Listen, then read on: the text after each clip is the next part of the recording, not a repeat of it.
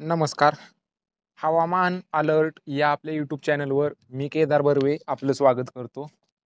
आज 20 मार्च दुपारचे 2 वाजत आहेत. आज आपण 20, 21 आणि 22 मार्च या 2-3 दिवसाचा हवामान अंदाज पाहणार आहोत. यासाठी व्हिडिओ शेवटपर्यंत नक्की पहा. सर्वप्रथम सिस्टीमबद्दल जर पाहायचं गेलं तर एक WD हिमाचल प्रदेश आणि जम्मू काश्मीरच्या पश्चिम भागात आलेला आहे. हा उद्यापासून 21, 22 आणि 23 हिमाचल प्रदेश आणि जम्मू काश्मीरच्या भागात येईल. त्याच्यामुळे हिमाचल प्रदेश आणि जम्मू काश्मीरच्या उंच पर्वतरांगांच्या भागात हलक्या हिमवृष्टीचा अंदाज आहे. विशेष अशी काही हिमवृष्टी नसणार आहे.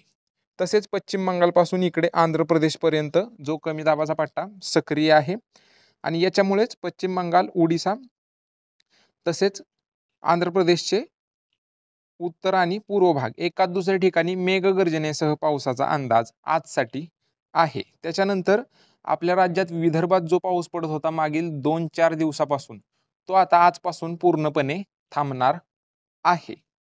त्याच्यानंतर सध्या जर महाराष्ट्राच्या जवळून जर पाहायचं गेलं तर थोडंफार अमरावतीच्या उत्तर भागात ढगाळलेलं हवामान सक्रिय आहे. तसेच हिंगोली, नांदेड, यवतमाळचा राहिलेला भाग या भागात अंशतः ढगाळलेलं हवामान आहे.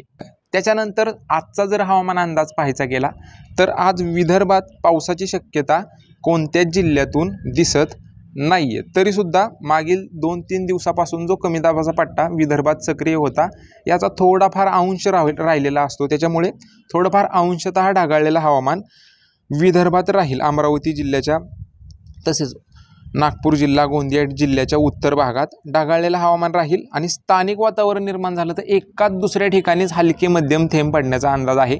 बाकी विशेष असा काय पाऊस आजपासून नाही. पूर्णपणे पाऊस हा थांबलेलाच आहे, परंतु थोडाफार अंश राहिलेला असतो. त्याच्यामुळे स्थानिक पातळीवर थोडेफार ढग निर्माण होतात आणि या भागात थोडंफार जर तसं स्थानिक वातावरण निर्माण झालं तर एकाच दुसऱ्या ठिकाणी हलके थेंब पडण्याचा अंदाज आहे. तसेच गडचिरोली, चंद्रपूर, यवतमाळ, नांदेड आणि हिंगोलीच्या नांदेडचा पूर्व भाग तसेच हिंगोलीचा पूर्व भाग या पट्ट्यात जर तसं स्थानिक वातावरण निर्माण झालं तर एकाच दुसऱ्या ठिकाणी हलके थेंब पडतील. बाकी विशेष असा काय पावसाचा अंदाज नाही. पाऊस हा आजपासूनच पूर्णपणे थांबणार आहे, पण थोडंफार कमी दाबाचा पट्ट्याचा अंश थोडाफार राहिलेला असतो. त्याच्यामुळे ढग निर्मिती होईल आणि स्थानिक वातावरण निर्माण झालं तर एकाच दुसऱ्या ठिकाणी हलके मध्यम थेंब होऊ शकतात.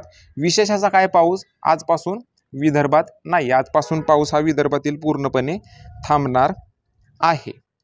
सध्याच्या अपडेटमध्ये एवढंच. तुमच्या जिल्ह्यातील रोजच्या पावसाच्या व तापमानाच्या अपडेटसाठी आपल्या यूट्यूब चॅनलला नक्की सबस्क्राईब करा आणि हा व्हिडिओ तुमच्या शेतकरी मित्रांना पण नक्की पाठवा, जेणेकरून ही अपडेट त्यांच्यापर्यंत पोहोचेल. धन्यवाद मित्रांनो.